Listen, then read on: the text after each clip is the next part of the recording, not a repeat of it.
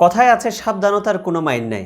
অর্থাৎ সাবধানী হয়ে চললে অনেকগুলো সমস্যা থেকে সমাধান পাওয়া যায়। যেমন আপনি যখন গাড়িতে উঠবেন, একটু সাবধানী হয়ে যদি গাড়িতে উঠেন তাহলে আপনি আঘাত পাওয়া থেকে রক্ষা হতে পারেন। রাস্তা দিয়ে যখন আপনি পার হবেন, সাবধানতা অবলম্বন করে ডানে বামে দেখে যদি সুন্দরভাবে রাস্তাটা আপনি পার হন, তাহলে অ্যাক্সিডেন্টের হাত থেকে আপনি বাঁচতে পারবেন। কাউকে কথা বলার সময় যদি আপনি সাবধানীভাবে কথা বলেন, তাহলে ঝগড়াঝাটি থেকে আপনি রক্ষা পেতে পারেন। আপনি কোনো একটা কাজ করতে গিয়ে ধীরস্থিরভাবে সুন্দরভাবে ব্রেনটাকে মেধাটাকে খাটিয়ে যখন কাজটা করতে পারেন, তাহলে আপনার কাজটা খুব সুন্দরভাবে সম্পন্ন করতে পারেন।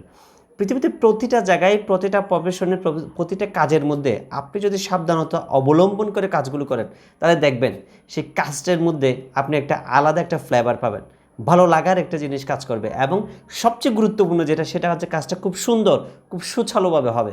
তাই অবশ্যই প্রতিটা কাজে আমাদেরকে সাবধানী হতে হবে। আজকের পর থেকে যদি এই সাবধান হওয়াটা আমরা প্র্যাকটিস করতে পারি, তাহলেই কিন্তু আমাদের সৌন্দর্যের যে প্রকাশ, যে অনুভূতি, যে অভিভূতি, সেটা কিন্তু আমরা পাওয়া শুরু করব।